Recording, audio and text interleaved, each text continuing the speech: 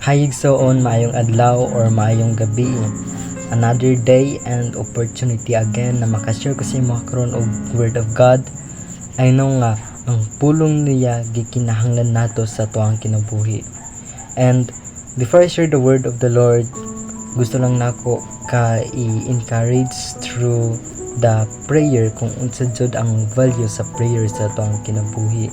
Nga need nimo ang prayer no sa imong daily life. If you feel burned out, exhausted, then kanang mag-ampo ka because dako kayo katabang ang prayer.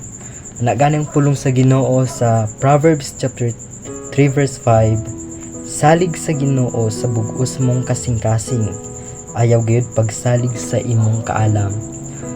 Di ba klaro kayo ang pulong sa Ginoo? Ana siya nga salig sa Ginoo sa bug-os mong kasing-kasing, ayaw jud pagsalig sa imong kaalam.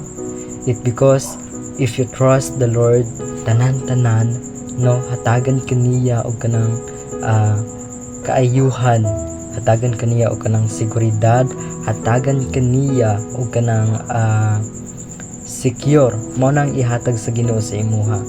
Then if you trust yourself, no, daghang kaayog mga consequences, no, dili nimo masabtan kung unsa ang flow sa imong kinabuhi in the future. It because nagsalig ka sa imong kaugalingon, no, dili nimo masabtan kung unsa ang kapadulngan sa imong kinabuhi.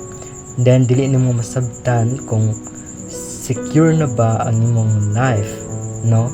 But if you trust the Lord with all your heart, with all your mind, no, naa sa iya tanan. It because anak gani siya nga tanan nga nagsalig sa iya and siya mutabang.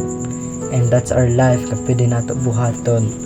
Saligan nato ang atong buhi nga Dios through Jesus Christ, no, nga magahatag sa ato og kanang kadasig kaligon sa matag adlaw.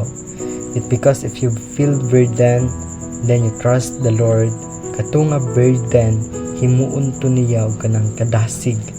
And if you trust the Lord, kanang mga challenges nga makahatag sa imuha og kagulaanan, ang kapalit ni ana which is ang kalipay. That's why I encourage you na saligid jud sa bug-os nimo nga kasing-kasing ang Ginoo. Ayaw jud pagsalig sa Ginoo nga kanang 50% lang, nga ang 50% sa imong kaugalingon. No, trust the Lord with all your heart. Ibig sabihin 100% ang pagsalig nimo sa iya. Ayaw pagsalig sa Ginoo nga katunga lang nga persento sa imong kinabuhi. Trust the Lord kanang 100% jud ihatag nimo tanan sa iya.